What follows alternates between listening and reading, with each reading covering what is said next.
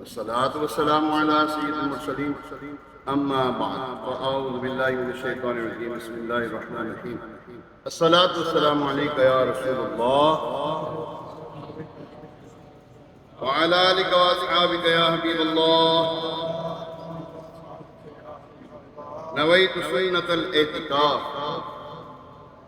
فرمان آخری نبی مکی مدنی عربی کارشی ہاشمی مطلبی صلی اللہ تعالیٰ علیہ وآلہ وسلم بروز قیامت لوگوں میں سے میرے قریب تر وہ ہوگا جس نے دنیا میں مجھ پر زیادہ درود پاک پڑھے ہوں گے۔ اللہ کریم ہمیں بھی کثرت کے ساتھ درود و سلام پڑھنے کی توفیق عطا فرمائے۔ صلو علی الحبیب صلی اللہ تعالیٰ علی محمد وعلی آلہ و اصحابہ وبارک وسلم۔ آج مسجد کی دو تین فضیلتیں آپ کی خدمت پیش کروں گا جو احادیث مبارکہ میں، اور نماز کے دوران ہماری کچھ ایسی ایکٹیویٹیز ہوتی ہیں، نماز کے دوران نماز کچھ ایسی ایکٹیویٹیز ہوتی ہیں جن سے نماز ختم ہو جاتی ہے، ہمیں پتہ ہی نہیں، ہم لگے ہوتے ہیں نماز پڑھنے، نماز ختم ہو چکی ہوتی ہے۔ اگر تھوڑا سا وقت دیں گے 5-6 منٹ انشاءاللہ آپ کی لوں گا۔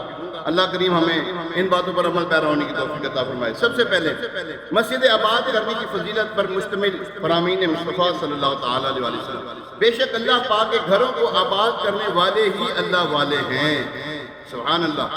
دوسری حدیث مبارکہ، جو مسجد سے محبت کرتا ہے اللہ پاک اسے اپنا محبوب یعنی پیارا بنا لیتا ہے۔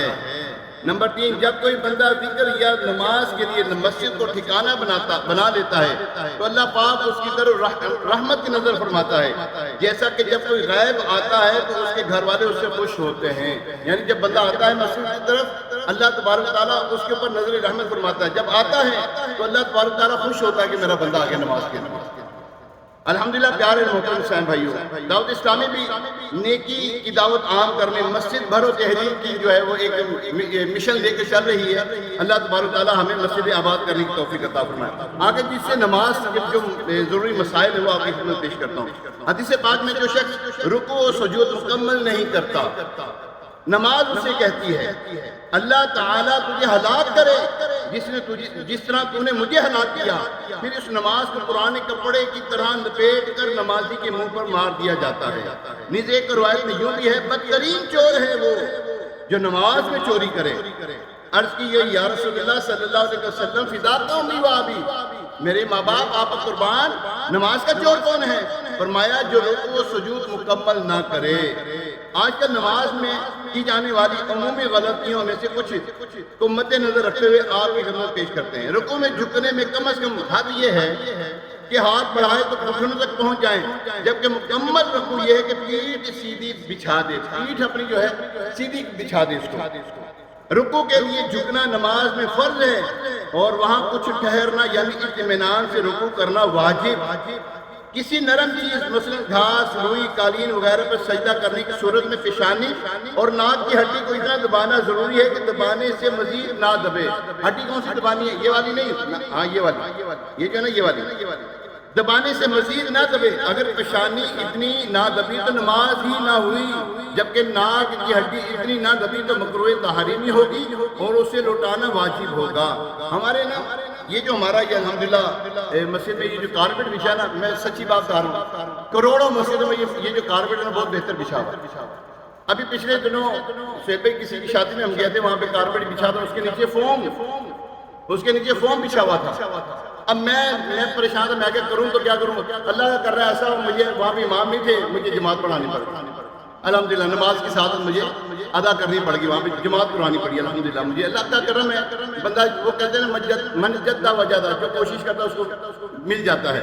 دوبارہ ایسی جگہ پر سجدہ کرنا کہ نیچے کارپیٹ ہے، کارپیٹ کے نیچے فوم بچھا ہوا ہے، اب سجدہ کیا کرے گا بھائی وہاں پہ نمازی؟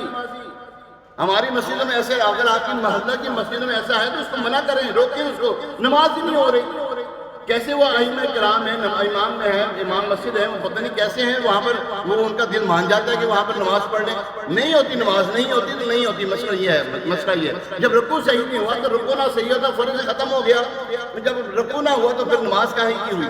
تو ایسے یہ الحمدللہ یہاں پر آپ سجدہ کریں گے نا، پیشانی کو دبائیں اور ناک کی ہڈی کو دبائیں گے تو آپ کی دبے گا، ہاں یہ دبے گا، اور آپ دبائیں گے تو مسجد نہیں بھی دبے گا۔ اس کے لیے آسان طریقہ یہ بھی ہے، آپ کی 10 انگلیاں پاؤں پاؤں کی 10 انگلیوں کو دبائیں گے نا، تھوڑا سا زور ڈالیں گے، آپ کا ماتھا جو ہے نا ایٹومیٹیکلی جو ہے نا وہ دب جائے گا۔ آگے سجدے میں پاؤں کی ایک انگلی کا پیٹ زمین پر لگنا فرض ہے، سجدے میں پاؤں کی ایک انگلی کا پیٹ زمین پر لگنا فرض، اور ہر پاؤں کی اکثر انگلیوں کا پیٹ زمین پر لگنا واجب۔ اکثر کسے کہتے ہیں؟ اکثر کسے کہتے ہیں؟ 10 ہے نا، 10 میں سے 6 اکثر ہے، 10 میں سے 5 نہیں، 10 میں سے 6 اکثر ہیں، ٹھیک ہے؟ تو کوشش کر، میں ابھی یہاں پہ پیچھے ابھی ظہر کی نماز میں تھا، میں ہمارے صاحب، اب میرا خیال وہ یہاں پر نہیں ہے، جو اچھی بات ہے، میں نے ان کو سمجھا تو دیا تھا، وہ جب سجدہ انہوں نے کیا، شاید انہوں نے کہا میری چیچی مجھ سے نہیں لگتی، چنگلیاں جو ہے وہ نہیں لگتی، میں کہا باقی تو لگتی ہیں نا، باقی تو لگاؤ۔ نماز میں نے اس کو بیچارے کو کہہ دیا، میں کہا اپنی انگلیاں صحیح کر کے لگاؤ، حالانکہ یہ نہیں کرنا چاہیے نمازی کو، اگر نمازی نے فوراً آپ کا لقمہ لے لی نماز ٹوٹ گئی۔ غیر نمازی کا نمازی لقمہ لے کر نماز ٹوٹ جاتی ہے۔ اگر مثال کے طور پہ کسی نے کہا اوئے اور دیکھا سب آ گیا جی، تو نماز یعنی کہ حرکت کر لی نا آپ نے، نماز ٹوٹ گیا۔ تو بہرحال میں نے اس کو سمجھایا، نماز کے بعد بھی میں نے اس کو کہا، میں کہ اللہ کے بندے 10 انگلیاں لگائیں، 10 انگلیاں لگائیں گے، سارے آپ واجب بھی ادا ہو جائے گا، فرض بھی ادا ہو جائے گا، سنت بھی ادا ہو جائے گی۔ آگے رکوع کے بعد سیدھا کھڑا ہونا، 2 سجدوں کے درمیان سیدھا بیٹھنا واجب۔ یہاں پہ رکوع کس طرح کرتے ہیں؟ رکوع کیا ہے، فوراً کھڑے ہو گئے، اچھا فوراً کھڑے ہونے کے بعد فوراً چلے گئے۔ اب 2 سجدوں کے درمیان بیٹھنا، اس کو کہتے ہیں جلسہ، جلسہ ٹھہرنے کو کہتے ہیں، اور یہاں پہ ٹھہرنا ہے۔ اب یہاں پہ ٹھہرتے بھی فوراً سجدے میں دوسرے سجدے میں چلے جاتے ہیں۔ نماز نہیں ہوتی نماز واجب الادا، یہاں پر نماز واجب الادا ہے، کیونکہ واجب کا ترک ہوا ہے یہاں پر۔ نہیں، اس دوران کم از کم ایک بار سبحان اللہ کہنے کی مقدار ٹھہرنا بھی واجب ہے۔ ایک رکوع میں 3 مرتبہ کھجانے سے، یہ بہت اہم مسئلہ ہے، بہت اہم ترین مسئلہ ہے، جس کی طرف میں نے آپ کی توجہ مرکوز کروانی تھی، وہ یہ ہے، توجہ رکھیں ذرا ایک منٹ۔ آپ قیام میں ہیں، قیام میں آپ نے ایک مرتبہ یہاں کھجایا، دوسری مرتبہ یہاں کھجایا، اب تیسری مرتبہ یہاں کھجایا، آپ کی نماز ختم ہو گئی، نماز برقرار نہیں ہے آپ کی۔ آپ کے اللہ قبول کرنے والا ہے تو بھائی نماز پڑھو ہی نا، اللہ قبول کر دے گا۔ بغیر وضو کے کر رہے نماز، بغیر غسل کے پڑھ رہے نماز، رکوع کرتے ہیں 1 3 کر لو، سجدے کرتے ہیں 4 2 کر لو، اللہ قبول کرنے والا ہے۔ نہیں بھائی، شریعت نے جو فیصلہ دے دیا وہی فیصلہ اللہ اور اس کے رسول کا ہے۔ 3 مرتبہ کھجایا، نماز ختم ہو گئی۔ ہاں، اب اس کا ایک طریقہ آپ کو پیش کرتا ہوں۔ آپ کی نماز کے بعد یہ خارج شروع ہوتی ہے، اس سے پہلے تو پیڑا ہوتا ہی کسی میں۔ ہاں، نماز جب شروع ہوتی ہے اس کے بعد کیڑا شروع ہوگا چلنا، وہ کیڑا شیطان ہے۔ ہاں، وہ کیڑا میں بتا رہا ہوں، کیڑا جو ہے نا وہ شیطان ہے۔ اب وہ آپ نے جب جو ہی نماز اللہ اکبر کہا نا، اللہ اکبر، اب آپ کو یہاں بھی خارج ہوگی، اب آپ کے پیچھے بھی ہوگی، اب آپ یہاں کی بھی ہوگی، اب یہاں پہ بھی ہو، سر پہ جاؤ، یہ بھی کرو۔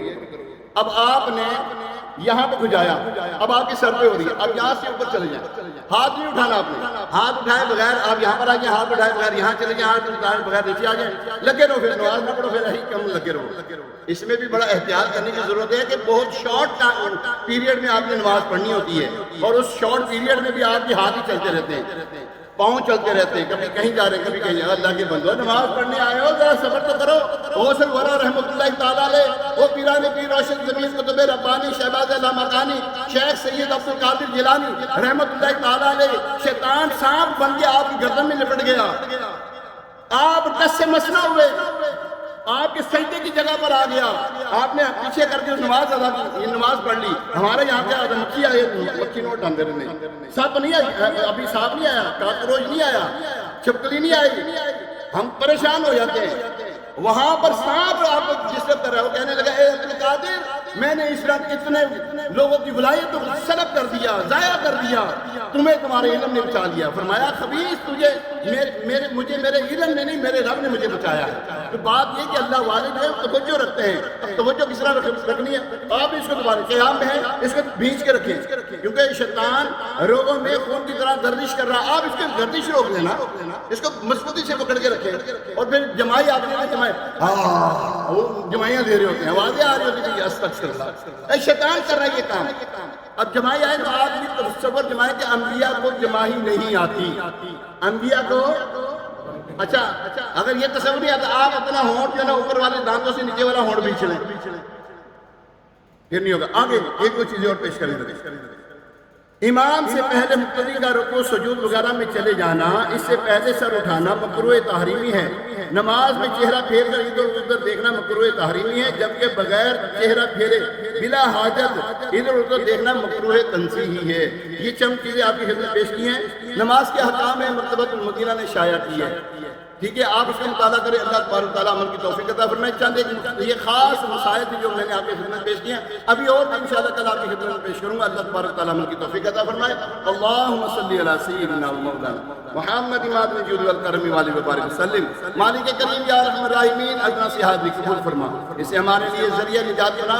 یا ارحم الراحمین نماز سیکھ کر پڑھنے کی سعادت عطا فرما، قرآن سیکھ کر پڑھنے کی سعادت عطا فرما، قرآن پاک کثرت کے ساتھ تلاوت کرنے کی توفیق عطا فرما۔